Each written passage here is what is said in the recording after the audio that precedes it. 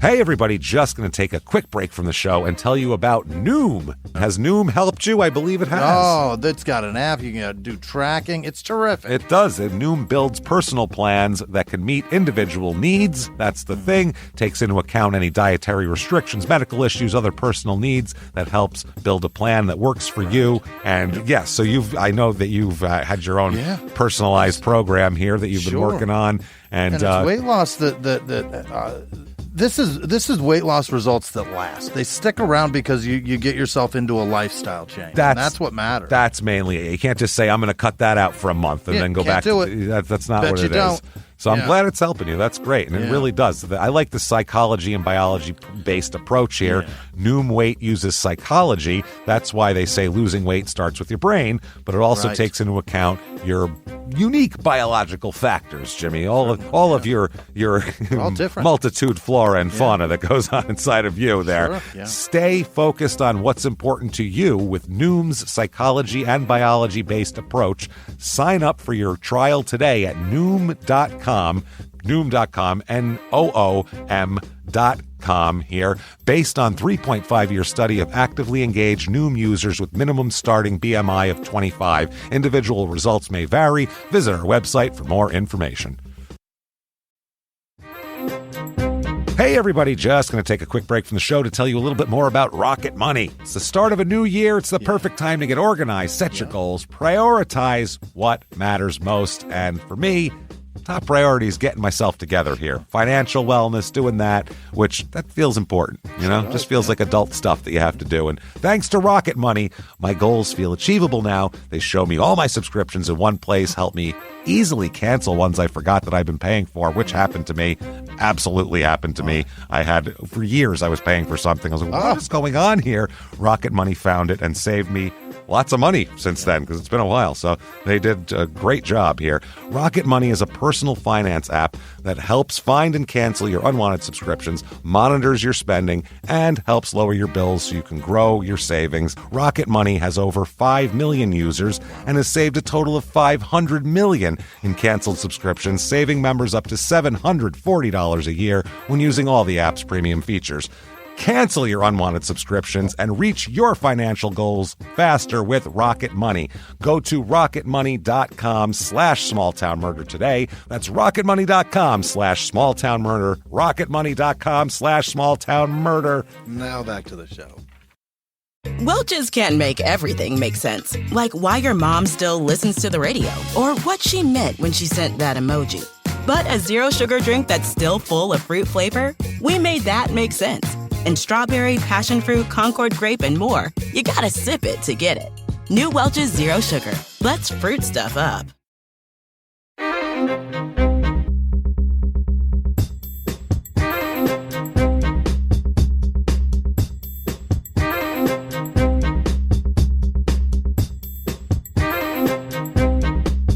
Hello, everybody, and welcome back to Small Town Murder Express. Yay, and choo-choo. Oh, yay indeed, Jimmy. Yay indeed. My name is James Pietragallo. I'm here with my co-host. I'm Jimmie Whisman. Thank you, folks, so much for joining us today, all aboard the murder train. Pulling away from the station with some real weird stuff today. Oh, fun. One of those with a clue. I love it. Yeah, when you have like an old-timey murder almost like with a clue in it that you find. I love that sort of thing. It makes me feel like I'm playing a board game. So I'm going to solve this thing. I have the clue. Here it is. Fun stuff. We'll get to all of that. First, though, before we get into everything, just want to say head to shutupandgivememurder.com right now. Virtual live show still available. You can still get that. Pick that up. Also, you can pick up tickets to regular live shows May 31st, Durham, North Carolina. Yes, sir. Tickets still available. Still a few tickets there. Almost gone, actually. Right. But the next night, Nashville, sold out. So get your tickets there. Also, other shows over the course of the year, we have Minneapolis. That is going to be our biggest show ever, Minneapolis. Yeah. If you guys sell that bad boy out, it will be our biggest show ever. You will beat Chicago. Can you beat Chicago? Try. Can you do it? Yeah. Can you do it? Oh, maybe you can. You guys are nice up there. Let's see. Right. Check those out. Also, end of the year, Boston and New York are going pretty fast, so you want to get those too. So just a little heads up there. Shutupandgivememurder.com. Patreon.com/Crime in Sports is where you get all the bonus stuff. $5 a month or above will get you hundreds of back episodes immediately, new episodes every other week. Right. It's the best bargain you're going to have here. A cup of coffee or all of this stuff. Yeah. You're not going to find better. And this week, what you're going to get for Crime and Sports, which you'll have access to, that bonus, we're going to talk about the Ohtani gambling scandal and the basketball gambling scandal and some old gambling scandals that the NFL just swept under the rug like they never happened. So those are a lot of fun. Then for Small Town Murder, it is conspiracy theory rabbit hole time, baby. Let's do it. Let's go down a rabbit hole. A guy wrote a book. He spent decades and pretty much ruined his whole career writing this book. Let's find out, was Charles Manson really a CIA asset that was put up to all of this stuff by the government? We'll find out. And, well, obviously we won't know the answer, but we'll talk about it for sure. We'll try, yeah. And some other CIA murdery things also. Patreon.com/crime and sports is where you get all of that. And that said, I think it's time, everybody. It's time to take a deep breath here. Let's get into this story because it's wild. Here we go. Arms to the sky, and let's all shout. Shut up and give me murder. Let's do this, everybody, shall we? Let's go on a trip. Here we go. And again, if you listened earlier in the regular show this week of Small Town Murder, you know that we're both ill. So if you hear it, it's there, obviously. Our voices don't sound quite as crisp as they might because we are very sick. But in our minds, we're healthy. So we can do this. Just our voices and our respiratory systems aren't terrific at the moment. So let's go to Utah. What do you say? Okay. Oh, boy, I've been having too much fun lately. Let's go to Utah.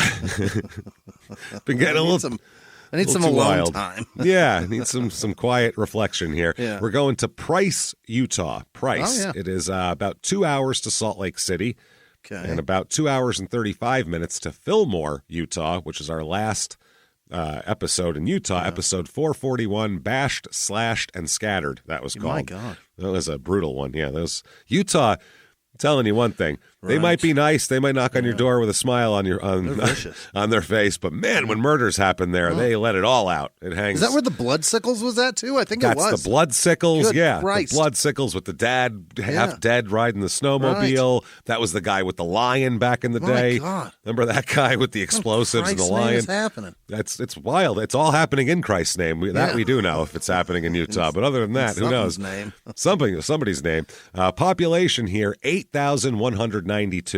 Okay. It's a pretty small town, actually. Median household income here, much lower than the national average. It's $45,429. So about 25 grand under the national average. Median home price here, $251,900. Also below the national average. So, because it's not really commutable to anywhere. To anything. You got to be in Price. You're living in Price. So that's when you see houses prices really drop when they get out of the commuting range of a big city. Is it south of Salt Lake? I think it's north of Salt Lake. It's got to be. I thought it was north of Salt Lake, but I could be wrong for some. No, it is south of Salt Lake. It's got to be because Salt Lake's already almost to fucking Idaho. Well, yeah, you'd have to be in a mountain to be north of them, sitting atop a mountain, really. So a little bit of history. They think it was named after the LDS Bishop William Price of Goshen, Utah. It probably was. I assume it is. More than likely. Any town name you go, is that named after that LDS bishop? That was a yes. Okay, that's what I thought. You're probably right. It's a pretty good guess. Any town name. Is there a bishop or somebody high up in the church with this last name? Yes, then probably. Probably thought so. He explored this area in about 1869. Price County is the seat of, or Price, Utah is this county seat of Carbon County. So is that right? They hold all the records, as we know here. Here's a little story from back in the day that I found pretty amusing. Caleb Baldwin Rhodes and Abraham Powell, they were trappers from Salem, Utah. Sure. They were the first recorded settlers in the Price River Valley. Okay. They got here in 1867 in October. They built a cabin in the northwest corner of what is now Price, but was then nothing. They returned to Salem when the trapping season was over. They said, oh, man, this place is great. And people were like, oh, wow, really? Wow. So a whole group, he convinced a group to join them in relocating to the valley. Let's live there permanently. And then they said, okay, but Abraham Powell couldn't get back there because he was killed by a bear instead on the way there. Oh, my. He was like, yeah, let's move back. And on the way, he was just mauled by a bear, and he never made it back. So, whoops. Whoops. So one of the guys got back. Reviews of this town. We'll do a couple. Here we go. 4 stars. Price is a great place to live. There's so many Christmas lights during Christmas. If you want to, you can walk to places. If you want to. If you want to. I mean, you don't have to. It's not part of the rules or anything. Very big Christmassy vibe around here. Yeah, there's a lot of small towns. It's like a Hallmark, one of those Hallmark rom-coms that they make where it's Christmas town fucking love fest. Right. And everybody tries. That sounds like an orgy. That doesn't sound like one of the movies, but you know what I mean. A lot of red velvet and all snowball of puffs. Yeah.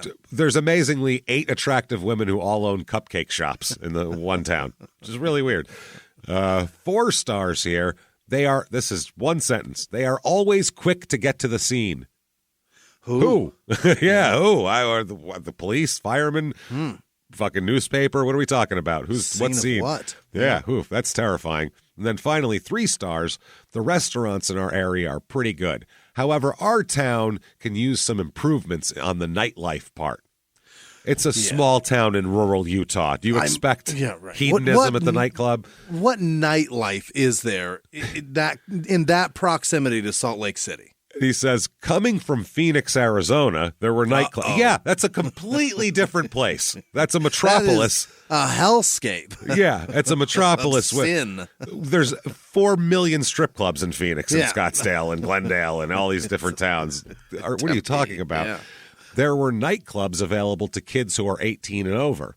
Yeah, non-alcoholic places that have those. Yeah, if Price had something like that, it would liven up the weekends to a lot of teenagers. But how many teenagers can there be? There's only 8,000 people. And then you got to convince the fucking all the older people that nightlife for a child is a necessity. Yeah, that's what we need. We need the kiddie night. We need the non-alcoholic nightclub. We need the night. Open up Shirley Temples for me, please. We need that.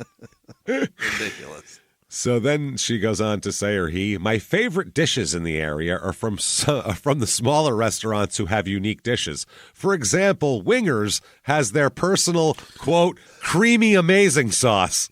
Wingers. Oh, my God. Fucking Wingers. That creamy amazing sauce does sound unique, like DNA unique, probably. It's 1 in a billion, man. Wow, which is unique and delicious. Groggs creates their own personal sandwiches, and you cannot find any other sandwiches like that. But if nightlife could improve, then people would have better reviews on food places and nightlife. Yeah. Why? Because I don't know what the hell they're talking about. There's great sandwiches and wing jizz. I want more. I want wing jizz and sandwiches. It's all I have here. Really, I want to have those late at night. Is that possible? It seems like that's what they're looking for. A Denny's, I think, would satisfy this person. So, things to do in this town. The Price Greek Festival. Okay. There's more 8,000 people, but somehow Greek Fest. Yes, there's more Greek people here than any other ethnicity for some reason. So dominating. They say to come out and eat, drink, and dance at the Greek Festival. Oh, boy. It's an extraordinary event, of course, that will take place at the historic Assumption Greek Orthodox Church. Yeah, bring your hairy shoulders. Let's party. Wow, bring your hairy shoulders and your penchant for anal sex and cheese that doesn't melt, because we're coming through. Let's do it. Non-melting cheese. Non-melting cheese. We had a whole long thing about that on Your Stupid Opinions. So many folks will enjoy the endless Greek food and pastries that have been prepared by the church's parishioners. One person says, it's just the same as it always has been. We have wonderful people running it and the community volunteering to work the food line. So if you come through, choose your food, and then at the end, you pay for it. Like a cafeteria. Like normal high places. School. Like a high school cafeteria. I feel like you just have a tray, and some lady goes $4. And then there is a annual Greek Fest 5K, and that they charge $20 for you to do that. So if you'd like some exercise, it costs $20. It's $20 to run? $20 to enter it. Yeah, not to watch it or to participate or sponsor. Nope, $20 just to put in. So that said, let's talk about some murder, shall we? Okay, let's do this. We got to go back in time. This is fun because we're going back in time farther than we normally go. Yeah? We are. We've been in the 80s a little bit lately. We've had a lot of really modern cases lately. Yeah, we're going back. This is fun because it's going to mix modern technology and modern things with also old-timey story here. So it's kind of interesting. Tell me how. 1970 we're going to start in, okay? Okay, yeah. Which is farther back, like I said, than we usually go. Now, it is a wild weekend at the area of 400 South and 700 East block of Price, okay?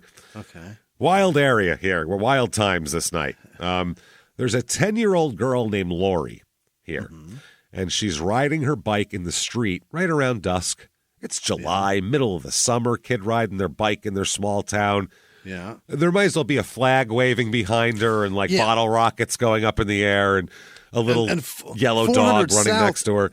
400 South, 700 East is like, it's almost dead center of downtown. It's 7 blocks and 4 blocks. Yeah, there's not much of a downtown really though here in Price. It's a main street, center street. More of it's close around there. Yeah. So she's riding her bike when out of nowhere she's grabbed from behind. Shit. Somebody grabs her. I mean, this is the ultimate nightmare here. This person clamps his hand over her mouth. Now she had a big giant wad of bubble gum. In her mouth.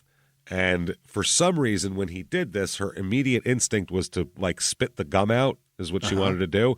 She spit the gum out on against his hand, and it freaked him out for some reason. Yeah. It's like, what is that? Yeah, he didn't know if it was her tongue or something. And I guess it went against his hand and then dropped on the ground. And so, like I said, I don't know if he thought she bit her tongue off and spit it out or something. But yeah, he freaked out and let go for half a second, so she took off. Oh. She was like, yeah, well, feet don't fail me now, and took the fuck off. She ran toward a basement apartment that she lived in, and as that happened, he stood there for half a second and then went, oh, fuck, I should probably run away. She's probably running towards someone who's going to kick the shit out of me now. Right, yeah. This guy starts running away. So her brother, a friend of the family's, and her stepfather were home at the time. Hell yes. Which is exactly the people you want home at this time. Yeah. And they had seen the bike fall, but they didn't see the attack at first. I guess it was over. They just heard a bike fall and looked over and saw the bike, but they didn't see what was going on there. So they ran outside, and as that happened, they come up just as she's coming in. And she's like, a guy just grabbed me, and I, spit my gum out, and he, ran away. So they started chasing him, all the guys. So now it's just a run through town, which is pretty exciting. They're going to beat the shit out of some child molester. This sounds awesome. As a stepdad, you're earning that little girl's trust forever. Oh, yeah. Shit. You're getting a blowjob tonight from mom, too. Yeah. You chase down a molester and beat the shit out of him. You should. And you're about to be a better dad than her dad. Yeah. Even her dad's going to shake your hand. Yeah. You know what? You are a hell of a man, sir. You know what, Keith? I'm going to tell you something. At first, we just didn't see eye to eye. You know what I mean? You're a Ford guy, I'm a Chevy guy. You know how it is. But after you've done this, I think we agree on one thing. We both want what's best for that little girl. And then you shake hands. I sure hope my pain in the ass ex-wife sucks your dick. I hope she really. She's not, by the way. Spoiler alert. Probably not. Bet you didn't even get a blowjob. So I divorced her. Wouldn't expect much out of that, really. Probably. I wouldn't go holding my breath that she'll hold hers. Holding my breath because she never holds hers. Not even for 1 second. She don't give it no effort. No, it's a quick tease and then right in there. She makes a face like she's eating something bad too, like a spoiled piece of turkey or something while she's doing it. So you got to contend with that too. It's like a baloney face, I call it. Yeah. I'll wash it. Don't worry. Bitter baloney face, she just don't want to be there. So they chase him. He's obviously running away at full speed, and I guess it's getting dark, and he ran south, and they lost him. Really? So they end up this guy made a turn somewhere. It's getting dark, and they lose the guy. Now, the guy has a multicolored hat on, everybody says. Okay. A tie-dye hat or just that? Nobody has a good description of it other than a multicolored hat. So I don't know if it's one of those, a silly hat with a little propeller on top. One of those. Panels of red, blue, and green. What the fuck is this? What's going on? Or is it some other kind of hat because it is 1970? So it's a hippie-ish type of hat, a puffy, one of those hats that kids wore sometimes. Or is it a tie-dye fucking Rastafarian hat? Yeah, who knows? It could be anything. Yeah. But that's what everybody sees, a multicolored hat. Okay. So the same, later this evening, that was about 9 o'clock-ish, 8:30-ish, something like that. Sure. Later on this evening, we'll talk about Loretta Jones. Loretta Jones is 23 years old here. She's born September 14th, 1946 here, and she's 23. She's from Utah here. Her parents are like known people. Her parents, her dad's name is Parley Jones, and he's a well-known contractor in the area. Okay. So he lives in Price, too. She's a Price born and bred kind of a girl here. And she is living in a house only a few blocks from her parents in town. She's a single mom who's living with her 3-year-old daughter, Heidi, at the time. Sure. Almost 4 years old. She comes from a big LDS family, too. She appears to have, from what I can count, about 7 or 8 siblings. There you go. Yeah, quite a few of them here. She's a member of the LDS Church. She went to Carbon High School. She attended LDS Business College for a while as well. What is that? I don't know. Some business Pepsi accounting. Yeah, they show you how to really spike the Mountain Dew profits. I believe is how it works. I think that's what it is. I'm not sure. Okay. So she's right now taking correspondence courses for accounting also. Which back then was a big deal because they didn't have online, so you do correspondence. Right. And something like accounting, you can teach someone accounting. Yeah, it's just numbers. Yeah. So July 31st, 1970, this is that same night because that was the night of the 30th, the morning of the 31st, past midnight. She's seen about 9 p.m., Loretta is, outside. A neighbor stopped, and they talk on her front porch for a little while. And then she walks away, this other woman, and Heidi remembers going for ice cream that night with Loretta. This is the daughter, the 3-year-old, almost 4. Got in a car with her, and then also she remembers from that night standing next to her mom while her mom did some ironing. Okay. So when you're that age, 3, almost 4, you do have memories, but this is exactly how they are. They're kind of little like pockets of memories, flashes. Yeah, the snapshots. Yeah, I remember this from this day, doing that. Do you remember like 2 seconds in time? It's like a Vine memory. Yeah. It goes real quick. 8 seconds. Yeah. Absolutely. Only there are no celebrities. No, it just sucks. Just like Vine. Yeah. So it works out perfect. Yeah. So it's actually right. So that's what she remembers. She also remembers getting up there. Then she remembers she was at some point went to bed. And then she remembers looking through a peephole or the keyhole in her bedroom. You know, like an old-time fashion with the keyhole. She looks through the keyhole in her bedroom, which she can see out into the front room, and she could see something lying on the floor the next day. Or not that next day, next morning, evening, I guess. I think it was the next morning is when she saw that. And she opened the door and went into the front room and saw that there was blood everywhere, all over the house. Just blood spread. Now, she's like 3, almost 4, so I don't think she would even know what that was. She'd probably think it was paint before she would think it was blood, I would imagine, at that age. Yeah. You've probably seen more paint than blood at 4, you know? Yeah. But if there's that much of it, the smell's in the air. She might she might think. A 4-year-old comes out, I smell death. Yeah, what is she? Bloodthirsty. Yeah. Was she in Vietnam? I don't think. Yeah, you got a point. Apocalypse Now, girl. She comes out. Today she knows what that shit smells like. Yeah, now she knows. She said, quote, "When I opened the door, it was my mom's body. There was blood. There was a lot of blood. There was blood everywhere. She was lying in a pool of blood." Jesus. She said, "At that point, I knew she was dead, and I went outside to go get help." She knew. That's pretty remarkable for a kid who's not even 4 yet to know what dead is, number one. Right. Is pretty... to know the concept of dead. Yeah. Right, that idea exists. Yeah, and that mom could die. Not like mom's hurt and she won't wake up or dead. A dead person. And she does because she walks outside and finds a neighbor boy who's digging up worms to go fishing. Yeah. And he's 10 years old. And she walked up to him and said, "I think my mommy's dead." Yeah. So, and the kid went, "Holy shit." You know what I mean? The little girl with like blood on her feet going, "I think my mommy's dead." That kid's going to have nightmares for the rest of his life. Yeah, you think The Shining was terrifying. Yeah, fuck that. Have a little 4-year-old, and she's a cute little blonde girl, too, coming outside with blood on her feet going, I think my mommy's dead. You'd fucking... Blood footsteps all the way up to you. Oh, dude, you'd run so fast if you saw that. Get on your bike and pedal. Yeah. So he ran next door and got his mom, and her name is Sue Ann Horvath, which sounds like Horbath, which is pretty funny.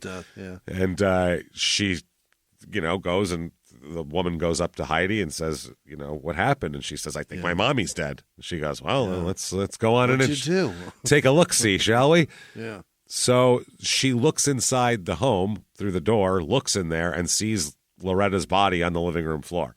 Oh, no. And there's blood everywhere. She's lying face down between the couch and the coffee table. So you can picture any living room where a coffee table is. She's there. She's naked from the waist down with just a bra on top. Yeah. So this woman, holy shit, freaks out, calls the police, obviously. And the Price City Police Chief, Art Poloni, responds to the scene, of course. Yeah. Here comes these guys. They're going to come in. Well, we'll solve this. This is under my jurisdiction here. I'm the chief. I'm going to investigate personally. Trust me that this is not going to go unanswered in my town. So he gets there. He observed that the house, other than being covered in blood, is clean and orderly. The windows and the back door were, nothing's been broken. Nothing's been jarred, crowbarred. Appears to be no forced entry. And he said, quote, nothing had been turned over. So it didn't look like anybody was looking for jewelry or jewelry. Didn't look like it was tossed like a burglar either. Yeah. So none of that stuff. We'll get into the medical stuff to see if there's a struggle. But fairly large blood stain on the living room couch that she was right next to. They have the him. Then the sheriff shows up also. Let's get all the people here. Then the county attorney shows up too. Oh yeah, we gotta have the. What's that guy got to be there for? Because he got to be here. That's why. This is important stuff. The mayor's going to show, this is one of those cases. It's a small town, and a 23-year-old mother's been butchered in her fucking living room. And let's campaign. She's got no pants on also, which in Utah is going to be even a bigger, we all hands on deck here, obviously. So they figure out here, the medical examiner identifies 2 stab wounds in Loretta's chest, 14 stab wounds in her back. Wow. And her throat's been cut. This is killed angry. 3 times over. Rage. Yeah. Rageful and absolutely horrifying also. I mean, this is bad shit. So her shorts and her underwear are lying next to her, and her underwear appeared to have been cut with a knife. Someone cut her underwear off with a knife, which is horrifying. It's a horror movie shit that someone would do. That's terrifying. Really cutting any clothes off of somebody is pretty fucked up, and it's scary. It's psychologically it'll scar you. But the it unmentionables, the underpart, you know what I mean? Those are so personal. That's something you do in a horror movie to really amp up get into the the next one. Then what's he going to do next? Oh my God! There's a knife down in that area which you don't want right away. And that's a child tearing the wrapper off the Christmas gift. Man, fuck, man, too fast. Unwrap it nicely. Right, Jesus, gentle. This is horrifying. That took me a lot of work to put that on there. Fuck. So they said that she died by obviously internal bleeding caused by stab wounds in the pulmonary artery, lungs, and heart. Fuck. They testify also later on in the preliminary deal with the evidence findings that semen is discovered in the vaginal cavity as well. Sure. And they estimate that it took between 5 and 20 minutes for her to die like this. Holy. Which is fucking terrible. This is a bad way to die. Now, the daughter never heard any kind of anything. There's no screams, no struggles, no anything like that. None of the neighbors heard anything. Nobody heard anything. But it definitely happened there. It definitely happened there. And they placed the time of death between about 10 and 1 a.m. Now, they have no fucking idea, obviously. Even now, they're like, it's sort of probably in this to there. So they still give you 3 hours. The last time she saw, between the last time she was seen alive and the time that her child found her, that's when she was murdered. That's exactly what it was. Yeah, about 10 o'clock, and that's what they do. Well, they go by that evidence, and they go by temperature and stuff like that. So, and these things can vary wildly depending on a lot of factors. So, Hey everybody, just going to take a quick break from the show to tell you about the safest sponsor ever, Simply Safe. Absolutely, these people will keep you safe. It's amazing. You know that every 26 seconds a burglary takes place in the United States, according to the FBI. That means that by the time this podcast is over, dozens and dozens of homes will have been targeted, ransacked. God knows what happens here. So protect your home before it's too late with Simply Safe proactive security system. Simply Safe helps stop threats before they even have a chance to break in. Named Best Home Security System by U.S. News and World Report 5 years in a row. And by us for about the last 8 years as well. If you trust us, believe me, you want Simply Safe. So visit simplysafe.com/small to claim 50% off a new system with professional monitoring plan and your first month free. That's simplysafe.com/small. There's no safe like Simply Safe. Now back to the show. This show, Small Town Murder, is brought to you by BetterHelp. Get yourself some therapy, everybody. Honestly, here. We often hear about, red flags that you should avoid. Hey, that's a lot of a thing. It's become a real phrase now, real cliche. But why don't you focus also, you look at green flags in friends and partners. Look for good things as well. Right. And maybe you're not sure what that looks like, though. Therapy can help you figure that out. What are positive things? What are the green flags? And then you can practice them in your relationship. It's absolutely a fact. And so, honestly, we absolutely are huge advocates for this. It really, really helps. BetterHelp is fully online, making therapy affordable. It's convenient. They serve over 5 million people worldwide. You can access a diverse network of more than 30,000 credentialed therapists, wide ranges of specialties there. Here's the coolest part. You're not getting along with your therapist, you're just not feeling it, you can switch at any time, no extra charge. Wow. The thing is, they want you to get help. That's it. And you can do it with BetterHelp. Discover your relationship green flags with BetterHelp. Visit BetterHelp.com/smalltownmurder today to get 10% off your first month. That's BetterHelp, HELP.com/smalltownmurder. Now back to the show. They said that the wounds indicate that the murder weapon was a thin blade at least 2 inches long. So not a big knife, a small, like a knife? like a pocket type knife. You know what I mean? Yeah. So they said that it had to be sharp, though. The murder weapon, they cannot find it, even though they search all throughout the house, surrounding properties. They basically block off this neighborhood and say, nobody's fucking in or out. No, you're right. Everybody's getting talked to. Yeah. Go fine-tooth comb all the bushes and the grass, and we're finding, this shit. Because, this is a big deal. So they said the weird thing is Loretta Jones had barely any defensive wounds, which for this type of attack is extremely strange. Because they said the throat cutting came last. They said that would make sense if the throat cutting came first. But it based on the way the wounds bled, it's not how it happened. So... They said no one heard any screaming, anything like that. So no defensive wounds and no screaming, which is very strange. Yeah, especially when nothing the scream function was not affected when stabbed in the chest and the back. No, well, once the lungs are punctured, it would be very There'd difficult. Be some gurgle, it'd be hard to scream at that point. But when she's first being attacked, I would assume there'd be a scream. Yeah, there's that. As soon as you see the knife. Yeah, when someone maybe would cut your underwear off, you'd probably scream. You know what I mean? That'd be terrifying. Yeah. So one of the police officers says this much later, quote, I believe Loretta stayed quiet to protect her child because she was afraid her daughter would run out and get hurt as well. Which that's some shit that a mother would do too. A mother would go, I'll get stabbed quietly so my kid doesn't get fucked up. Whereas a dad would be like, come out here, Heidi, come save me. Bring a knife. Bring a bigger knife. And get your brother and everybody you know. Big weapons. Heidi! Come on now, Daddy, buy you ice cream. Let's go. We don't care at all. So the theory is, obviously, that they think that possibly the person who accosted this 10-year-old girl might be the same person who would be a, home invading rapist murderer. Because this, they're generally good for it. And they're like, it happened within a couple blocks of each other, within an hour of each other, more than likely, or 2 hours of each other. It'd be too much of a coincidence that we have a molester pervert and this guy. They almost would have bumped into each other. Go, what are you doing? Well, I'm going to molest a girl. Oh, I'm going to go kill a lady and rape her. Okay, well, best of luck to you. I'm into molestation. Oh, I'm a step higher. Meet you in the morning for breakfast. We'll compare notes on how our nights went. Yeah. So they said a search for that man failed to turn up any suspects, and then this happened. So now there's an all-points bulletin about a murdering would-be molester. Yeah. Dangerous, dangerous, dangerous, basically. Fucking watch out. And that little girl is so lucky. Oh, Lori's lucky as fuck. Yeah, she's really lucky she had gum in her mouth. Her parents better get her a lifetime supply of bubble tape. I was going to say, that'd be great if she had like a sponsorship deal after that.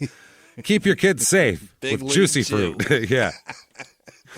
If only Big League Chew was invented yet, that would have been great. Fucking amazing. For the biggest wad you could get in there. Yeah, just really pop it in there.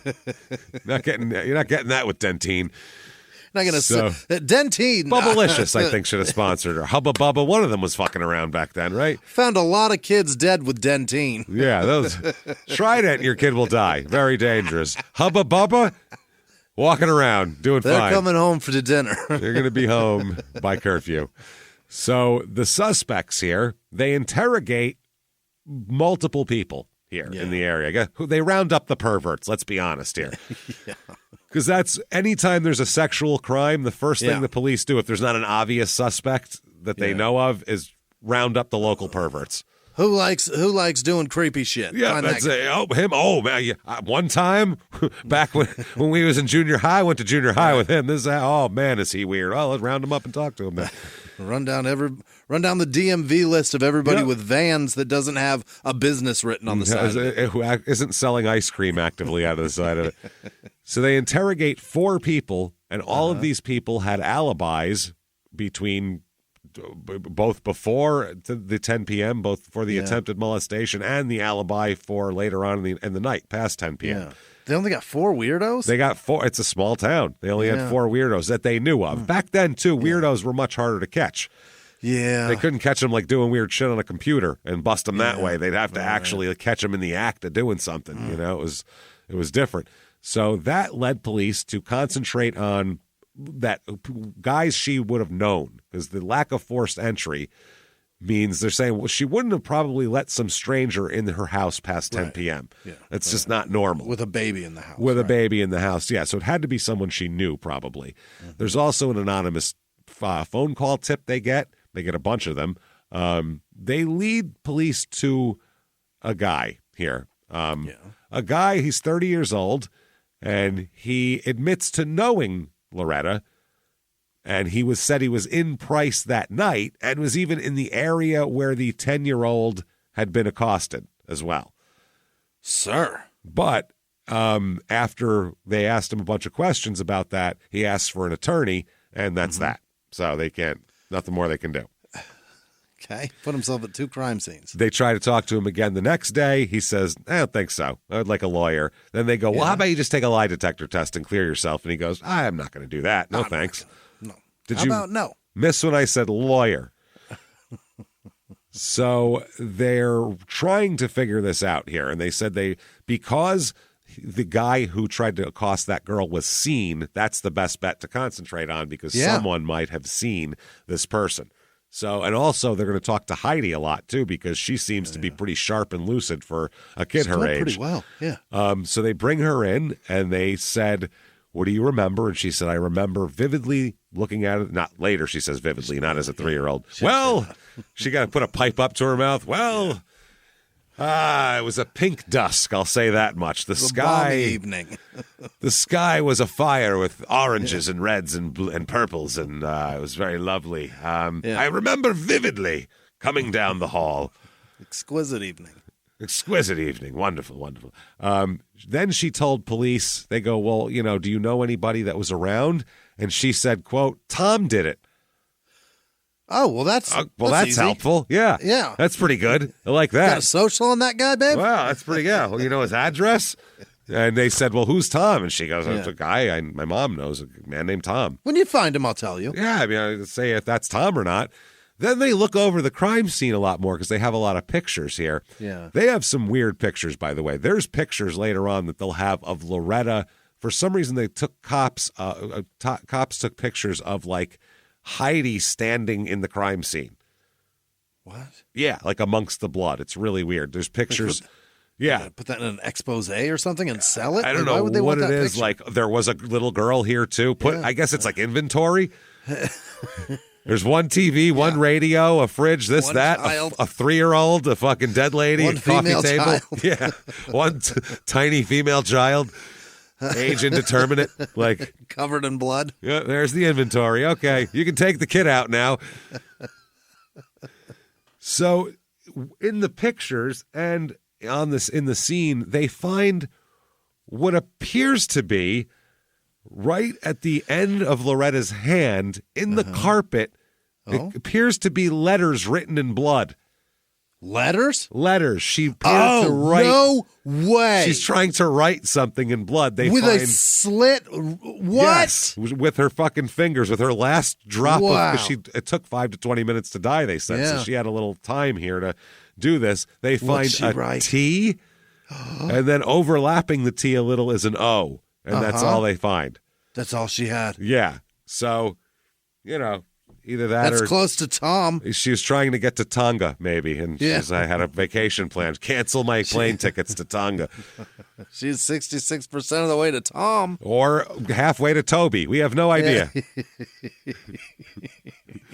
No clue. That's what I mean. So that you don't know. Yeah. So 2 is what they find. T-O. Then they say, okay, they have her diary. Also, so they scour her diary for any mentions of a Tom. Maybe she knows a Tom, and she kept her diary meticulously every day. So if she knew a Tom, she's going to put a fucking Tom in there. Yeah. And they find a mention of a Tom, a man she dated for about 2 months, a few months back. His name is Tom Egley, Egley, and they had dated. He's kind of a local shitbag, basically. Yeah. He's from Helper, Utah is the name of the place. I guess Heidi said later on he was set up on a date by some friends with my mom. So it was like a setup. Mom picked him. Mm-hmm. No, some of mom's friends set mom up with him. It was one of those. She didn't just meet him randomly. This was a setup by both mutual Heidi friends. Said that. Got it. Heidi said that. Mm-hmm. She said my mom did not care for him though. Mm-hmm. They never really hit it off. I guess. She said that as a child, Heidi had met Tom. That's how she knew Tom did it. Yeah. But she said he wasn't there all the time. He just came a few times, and she knew who he was, and that sort of thing. She said Tom was an acquaintance of my mom. My mom knew him. He was somebody that my mom knew and that I knew. So he is Thomas Edward Egley. He's 30 years old. We'll say Egley because it sounds worse. Yeah. He's 30. And at the time, when they want to go talk to him, they find out he is living at a motel with his pregnant girlfriend. Atta boy. Real nice, yeah. And very pregnant, too. She's like 8 months fucking pregnant. Oh, my. So they're like, okay, this is an interesting one here. And he's the guy they talked to that said I was in price. And again, didn't want and lawyered? That guy? They had already talked to him because there was an anonymous tip about him, and now they find out of a Tom. So they're like, we're talking to you again. And he goes, lawyer. I'd like a lawyer and no lie detector, actually. But what he does admit to is he said, listen, that day I was in town. I had some drinks. I ate a hamburger, and I went window shopping. You know how one does. Yeah. Big window shopper. Big window shopper. They said, well, do you have any alibi? I mean, you must have seen people if you were out and about. He said, no, there's no one that I know of. There was people that I saw that I don't know them, so I couldn't tell you who they were. I don't like my friends to go with me window shopping. It's very distracting. I go to a town by myself. I get a hamburger, and I just shop the windows. That's what I do. That's normal. Everyone does that. Wedding dresses and shit. While my 8-month pregnant girlfriend is in a fucking motel back there. That's how everyone does it. So, like I said, he asks for a lawyer. They let him go. So a little while later, they ask him again, and he denies any involvement.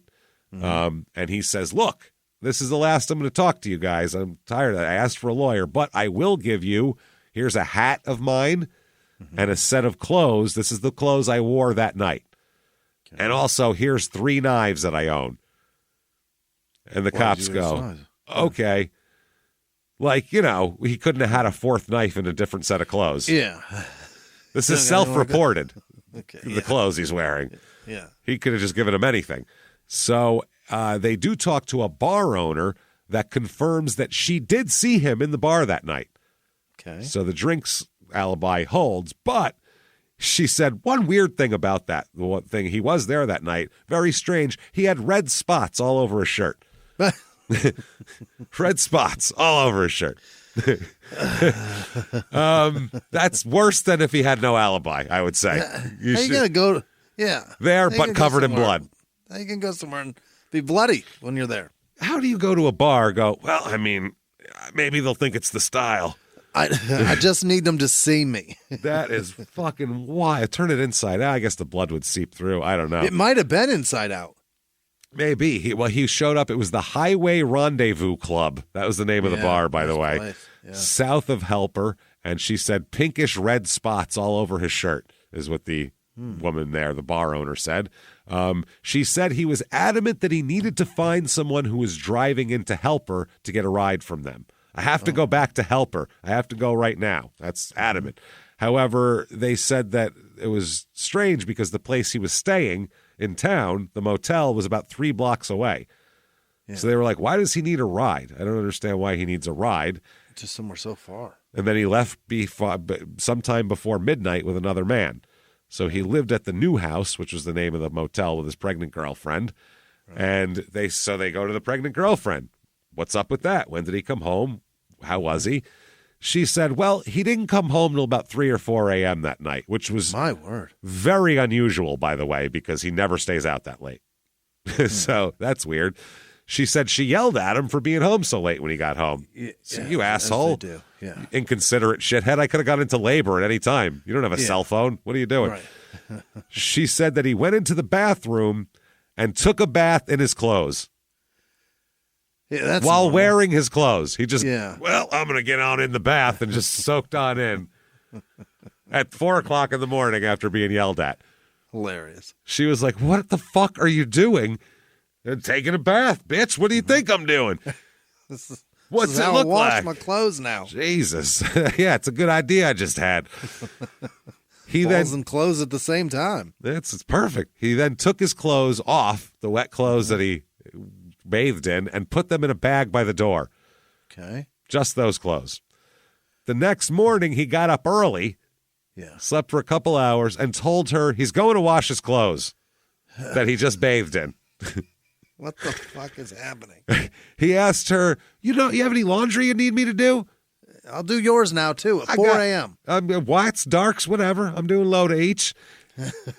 And she said, quote, this was even more unusual than him not coming home till 4 o'clock in the morning because she said, quote, he never did the laundry, ever. He's never done it. Never. It's 1970. He's not doing the fucking laundry. Yeah. So he left and went to the laundromat, she said, I thought. That's what he said he was doing. So the thing is, in those days, much of the town had coal furnaces still. Yeah. So there were burn barrels scattered all around town used to dispose of shit like that, the ash and stuff like that. So all the leftover furnace ash and the rock and stuff like that. So even though it was summer, the barrels always have smoldering fires in them from people burning trash in them because people just burn trash in the burn barrels all over town. So that morning, across the street from the laundromat, there's a bar, and the bar owner saw Thomas Egley standing by a barrel with smoke coming from it, staring at it. Watching something burn. Yeah, and we'll talk about that. She asked him, like, what are you doing? And he said, I'm just burning my clothes from last night. Yeah. Okay. But that's what he said. That was his answer. So the guy who drove him from drove Egley from Helper to Price the night of the murder there, he remembered Egley was wearing a colorful hat and a white T-shirt and jeans. Uh-oh. Colorful hat, not good, because that's exactly the outfit that was reported by the little girl and her family. The owner of the Rendezvous Bar said that he visited twice on the day of the murder. When he visited the second time, it was around 11:30, red spots on his shirt, and he was acting very nervous. So now the problem is the little girl's kidnapping, the police in Provo just picked somebody up for it. Oh. They grabbed somebody, who fit the description of this guy. Mm-hmm. They bring the little girl down, and she says, that's not him. It's not Thomas Egley, just some other guy they picked up. So the little girl's description of the man began to resemble Egley even more after she says, no, he's more like this and like that. And they were like, oh, more like this fucking idiot? So August 6, 1970, they do a lineup here. And a guy named Kulo Fennel is his name, which is a very fun name. Butthole funnel? Butthole Fennel, which is even worse, fennel that comes from your butthole. I harvest the fennel from my Kulo once a year. It's Kulo harvesting time. The fennel. I like butthole funnel. Butthole funnel. Yeah, if only your name was Jesus. Funnel. So this guy I picked, this is one of the relatives of the little girl. They pick out Thomas Egley as the guy who tried to kidnap the girl. Really? They said, is this the guy? And the guy said, I felt like I was about to throw up. So he is booked for the assault of the girl, Egley, grabbing Lori, the little girl. So he's considered a suspect in the murder, but they say they don't have enough evidence to book him because they can't find the clothes he was wearing and all that kind of shit because he burned them. And they don't have a murder weapon or anything like that. So still they have a lot of circumstantial evidence. This is a lot. Yeah. So very, very strange. So they do some more interviews with him and they get some FBI reports on some evidence and stuff. Yeah. And they decide they're going to go ahead and charge him with this murder. Okay. September 19th, by the way, he and his girlfriend have a little girl. Oh, boy. A baby's born. So, yeah. By the way, these kind of sexual attacks and murders and assaults, if you like read Mindhunter and read like how FBI profilers do they this, always happen near this. There's always, number one, the pressure thing. There's a big pressure buildup, and there's also a lot of time a lack of able to have sexual release too at this time. So they just go out and fucking turn into. There's a lack of sexual release, and they know that there's none on the horizon. Yep. So and there's a lot of pressure on the horizon. Yeah, it's stressors as what too causes this just with people. A pressure cooker and no coming. Yep, and they apparently have a lot of jizz to give, and Jesus, he does. A guy named Charles Nelson Kirkwood. He testifies he gave him a ride later on in the preliminary hearing about the colorful hat and the jeans, and so November 5th here, they've arrested him. He's got a new little girl. By the way, he marries the girlfriend right away. They have the kid. They get married. This is all before he gets arrested. This is very important because now she does not have to testify against him. That's why he did it. That's exactly why. And she didn't want to testify either because this is the father of their brand new newborn baby. Right. So now her saying he took a bath in his clothes, came home late, took the clothes. Yeah. None of that's all out. Went to the laundromat. It's just... He left, he had red spots on his shirt, and the next day he was burning his clothes. That's all we know. Got to take all of that out of the timeline for what the cops are allowed to charge now. Shit. She's not going to testify. So he admits to trying to snatch Lori off the street. He admits it. He admits to that. He admits, tried to kidnap this girl. So he tried to kidnap. Yeah. It's almost like he realized, that's a hard target. That's not a soft target. That's a hard one. People notice when a 10-year-old girl goes missing, and then every guy in town chases me down the street like fucking Frankenstein. That's bad. She didn't even get captured, and 3 guys tried to get me. Yeah, so he said, in a house where I can have control of the scenario, it's a little bit better. But he's not admitting to the murder. He says, I don't know what you're talking about. Didn't have anything to do with the murder. Wow. Yeah. So they have a preliminary hearing. And the police chief says that, he got there, collected the evidence, blah, blah, blah. They talk about the photographs of the scene. They also talk about information they got from the girlfriend that she gave beforehand. His now wife was current, past girlfriend. And that was the only thing that she told the cops was that he told his girlfriend he was going to see Loretta Jones. Really? Yes, but he said that... that's all that they had out of the thing, but now she can't testify to it. So they have a statement of that she can't testify to in court. Hey, everybody. Just going to take a quick break from the show to tell you a little bit about Sono Bello. The most known secret with celebrities and influencers and all these famous people is so many of them have had lipo. They've had lipo, whether it's a little touch-up here or a total makeover. Yeah. Nobody has a perfect body. That's the thing. No. They may look like it on TV, but there's things that help that. Absolutely.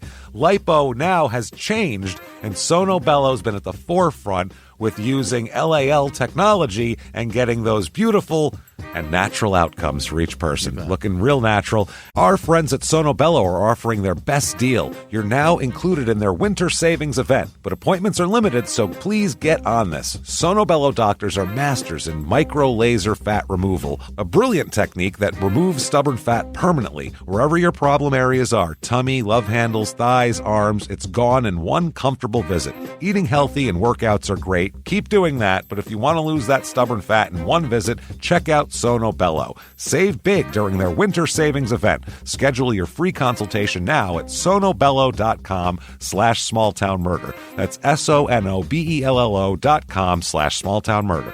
Now back to the show. Hey everybody, just going to take a quick break from the show to tell you a little bit more about our stylish friends at Quince. That's right, let's go elevate your styles, people. Yeah. Get it going, look good out there, and you can do it now without breaking your wallet, without breaking the bank, because at Quince, you can get high-end, versatile pieces at prices we can all actually afford, which is very nice. You want to get good stuff that lasts and it's good, and they have quality stuff that's very affordable, and you can do like we did, upgrading our stuff here, while still being a very reasonable price.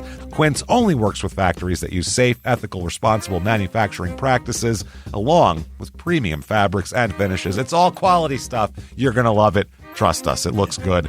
And I've got the leather jacket. It's a very high-quality item. Real nice, soft leather. Yeah. Jimmy's got his linen pants he's rocking. Yeah, they're terrific. Come on, be like us. Be fashionable. Get in there with Quince. Indulge in affordable luxury. Go to quince.com/smalltownmurder for free shipping on your order and 365-day returns. That's QUINCE.com/smalltownmurder to get free shipping and 365-day returns. Quince.com/smalltownmurder. Now back to the show. Hey everybody, just going to take a quick break from the show to tell you a little bit about a very cool place, Thrive Market. Yes, we are both looking to get into the healthy swing this year. The problem is I don't know what's in everything, and I don't know if even I'm qualified to even read the labels to know if that's good or that's bad. Right. There's chemicals in things, and there's things floating around. I don't know what I'm doing out there. One of my favorite features, and I know you were talking to me about this, is the Healthy Swap Scanner in the Thrive Market app. Yeah, it's simple. You scan any item, and it'll instantly suggest a cleaner, healthier grocery alternative, which is it's great. Amazing. Yeah. That's great. Thrive Market also takes the guesswork out of finding these safe, healthy foods. For example, like I'm trying to get my protein intake up for energy. I'm always moving around. I need stuff, and I love that you can filter their site by the high protein options. Nice. It's very cool, and you can personalize this portion, and you can put filters on it, and get ready. You should be ready for a junk-free start to 2025. Get ready for it and head to thrivemarket.com/smalltownmurder and get 30% off your first order plus a free $60 gift. That's THRIVE market.com/smalltownmurder, thrivemarket.com/smalltownmurder. Now back to the show. So the day of this hearing, this is County Attorney Dan Keller, asked the judge to postpone the hearing for 3 reasons. Said there's some persons of interest who knew both the suspect and the victim who were recently located in Kansas. We'd like to talk to them. Wow. Police have not yet had a chance to speak with them. And second, some anticipated FBI reports had not been completed.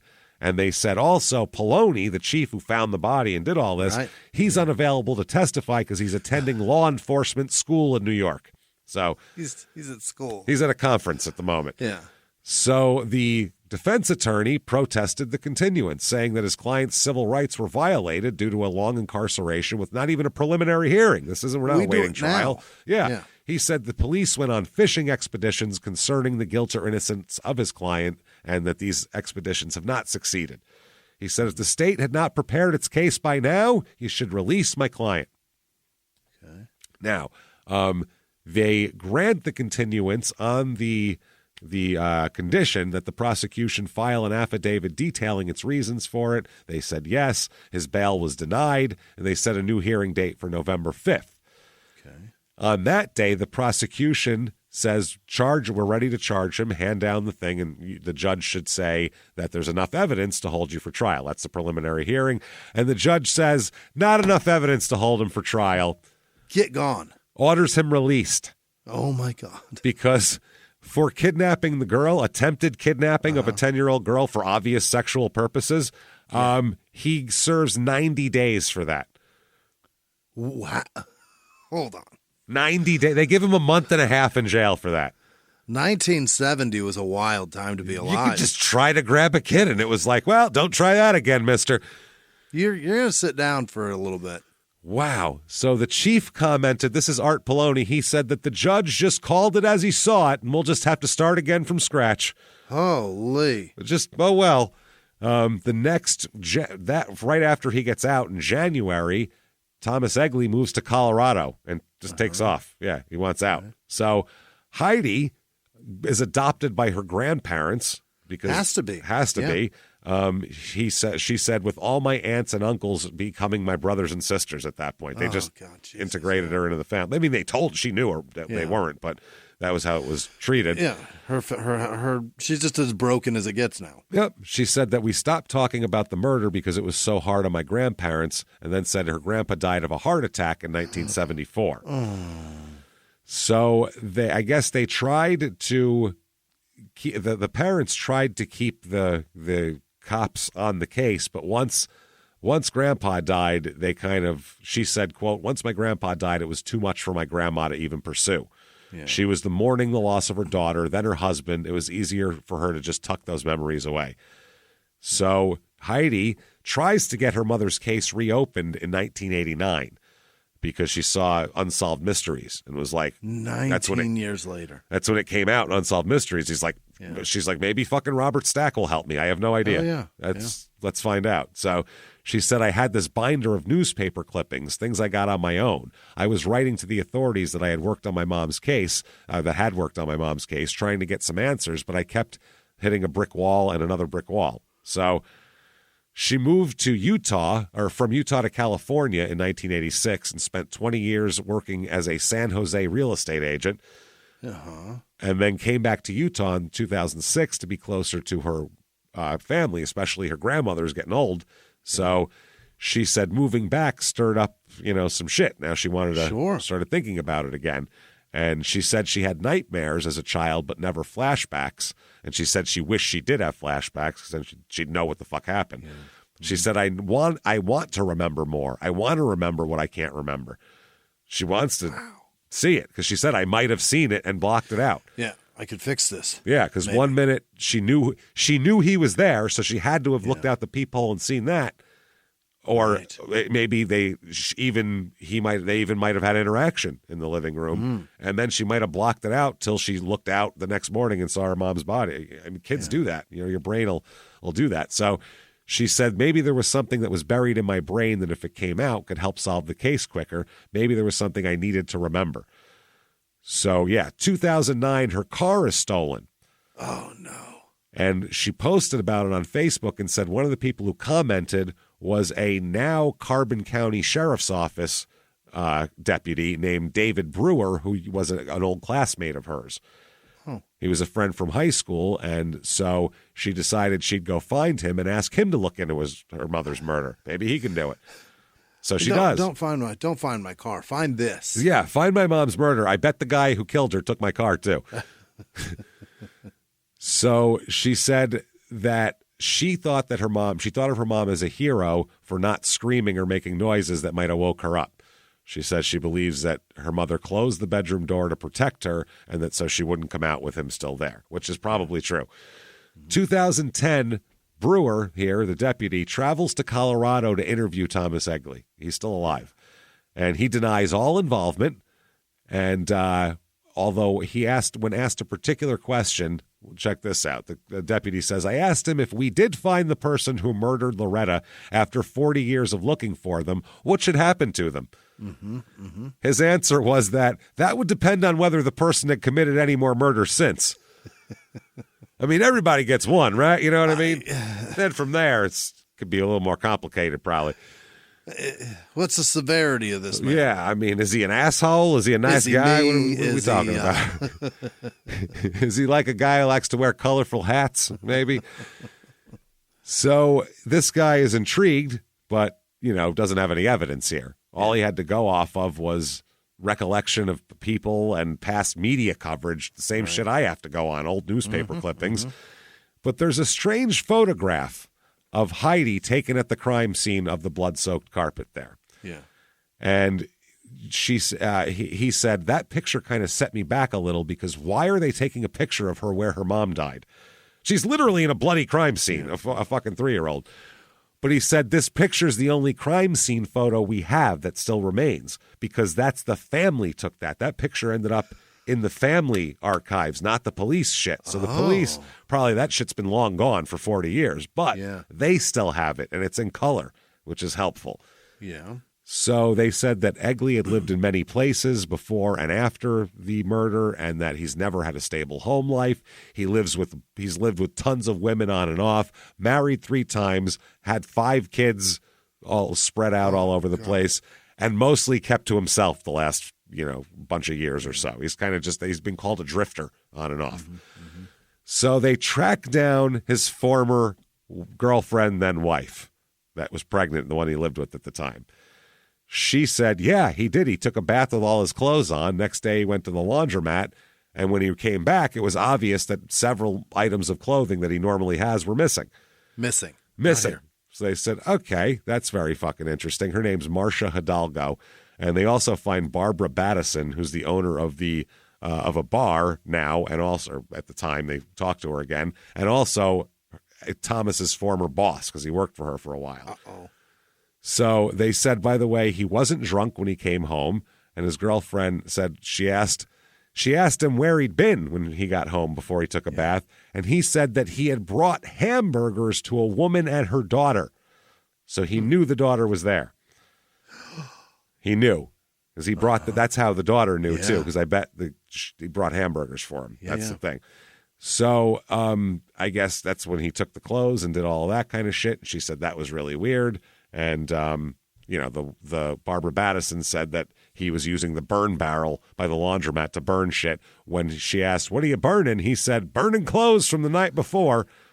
And also said that he gave police a different set of clothes when they came and searched his hotel room. Why are you telling people this?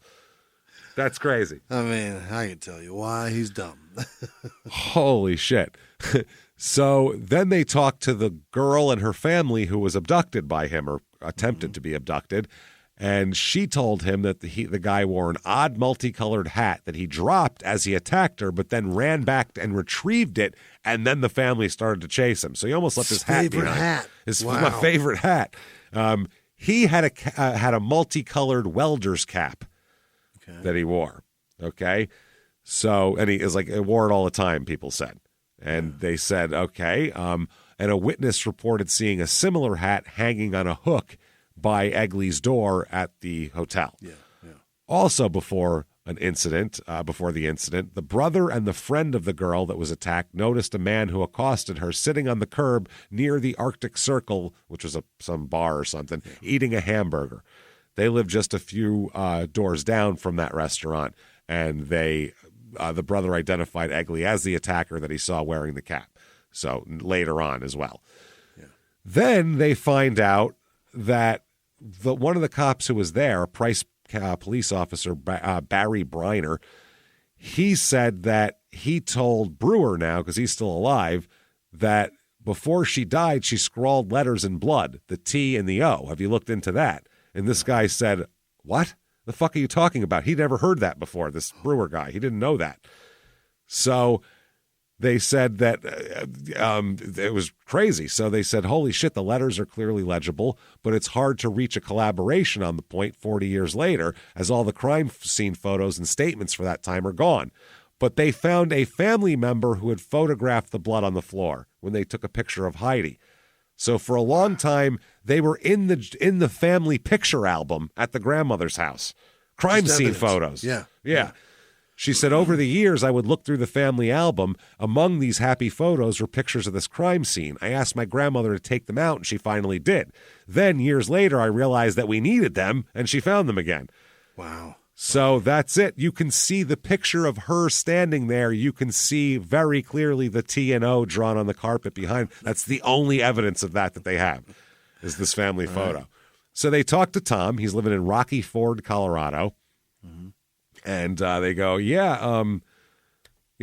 what's up with that? And he goes, oh, yeah, Price, I remember that. One of my old girlfriends was murdered. I don't remember her name. Okay. They were like, okay.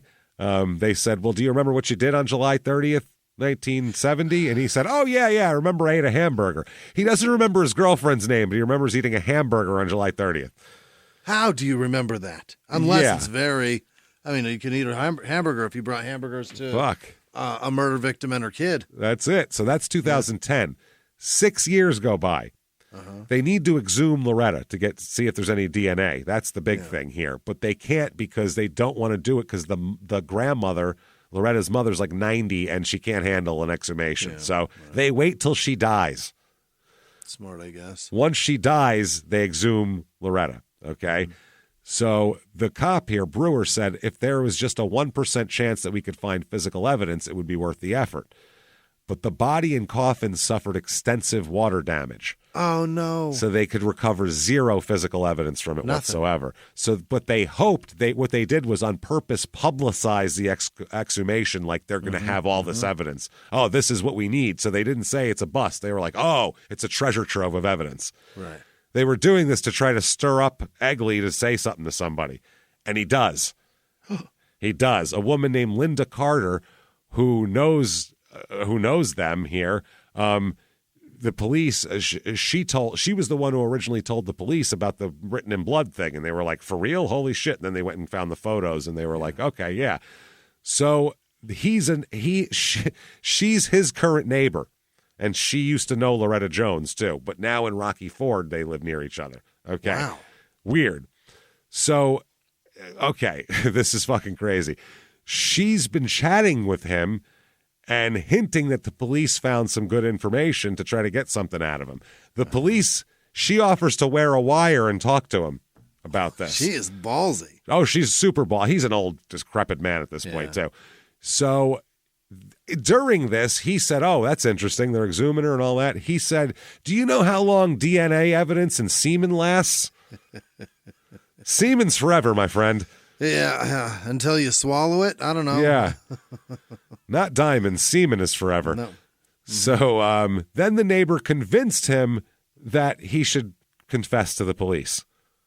Yeah, if you've got those questions, those are incriminating questions. Yep. He said he used to date her, and he stabbed her because he was angry at her for refusing sex with him. That's what he told Linda Carter.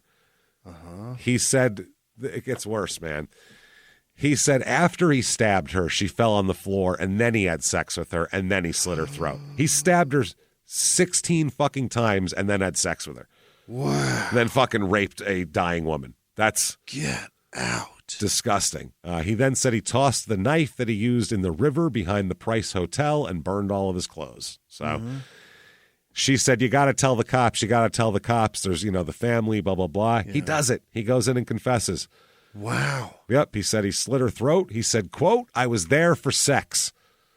He went out looking for sex that night. I'll go to the bar, look for sex. I'll kidnap a kid and have sex with her. I'll fucking do it. Go see my ex. See if I can get it there. That's what he was doing. He said, I was turned down for sex. It made me feel like shit. She went to the kitchen for or something after that. And when she came back, I stabbed her in the living room.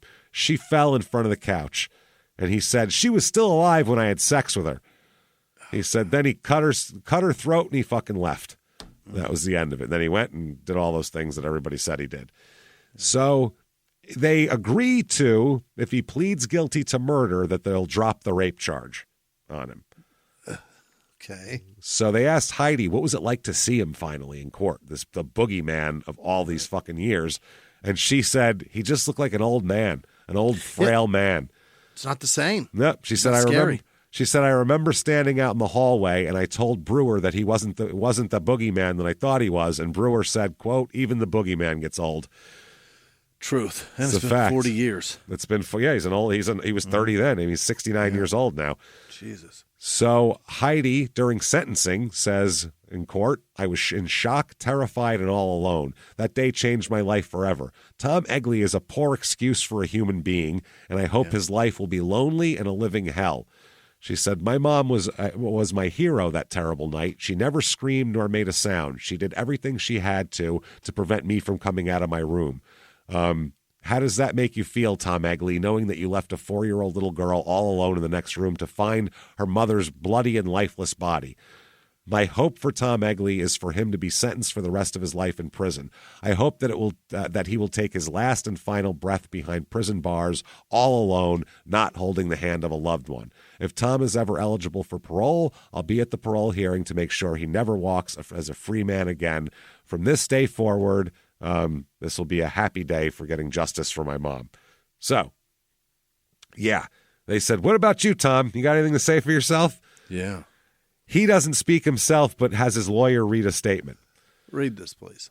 And it says, I didn't know that the daughter was there. I'm sorry she had to find her mother like that. I'm terribly sorry.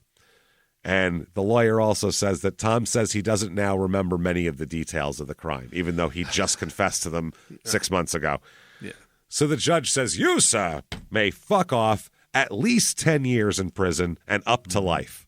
Mm-hmm. He's 69, so yeah. He's pissed off about it. Tom says, they asked him, he said, quote, I'm not really satisfied, because he wants a closer prison to his family so people can visit him. Tough shit. Yeah. The guy said, well, you can appeal it. Other than that, go fuck yourself. The daughter, Heidi, was upset. She said, I was really hoping that he would have turned and told me he was sorry for killing my mommy. That's what I was really hoping for. But he didn't. He never did any of that. You're not getting that out of that guy. Yep. He said that he wasn't mad. She said she wasn't mad at the cops. They did what they could do at the time, and that was just kind of how things were at the time. If there was DNA, it would have been a lot easier. Sure.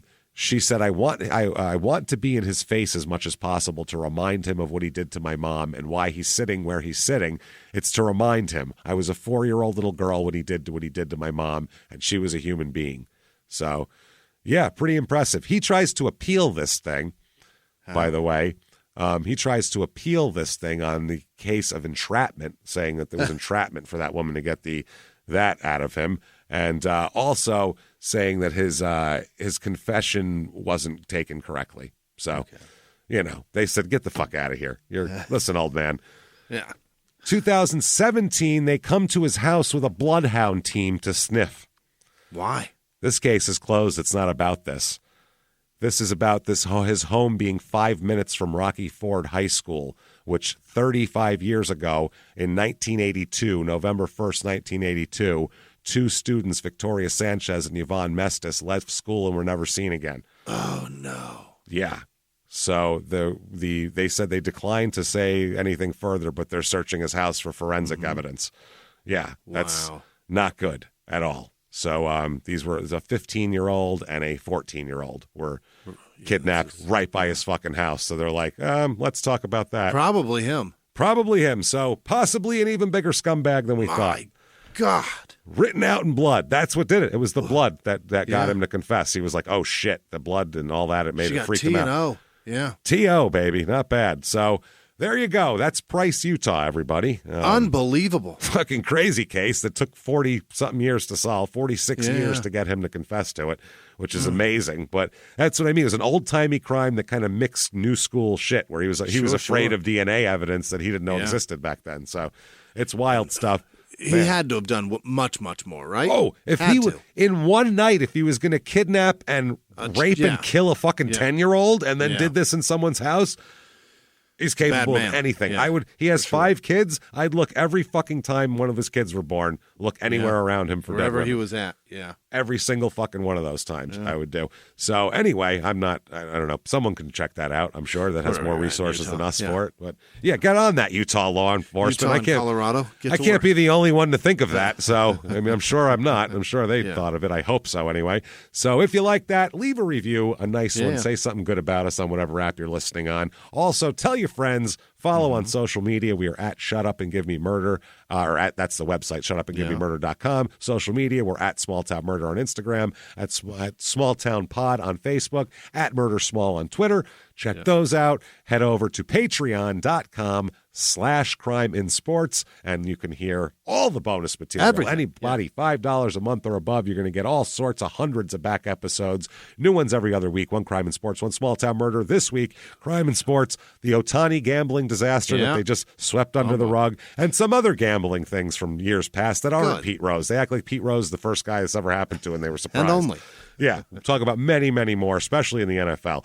Talk about that for small town murder. It's conspiracy theory rabbit hole time, baby. Let's do it. Was Charles Manson a CIA asset that committed those murders at the behest of the government to discredit the hippies or whatever the fuck? We'll talk all about it, and we'll go down that rabbit hole hard. A guy wrote a whole book about it, and it is crazy shit. That is patreon.com/crime in sports. Crime in Sports is the name of our other show that you should be listening to, as well as Your Stupid Opinions, which is fucking hilarious. Listen to that goddamn shit. Check these shows out. Keep hanging out with us and doing that. I think that's about it, right, everybody? You want to follow us on social media, do it. Come see us. shutupandgivememurder.com. Tickets to the live shows. May 31st, Durham, North Carolina. Virtual live show still available. Still time to get in there and see some crazy shit. Thank you so much, everybody. And until next week, it's been our pleasure. Bye.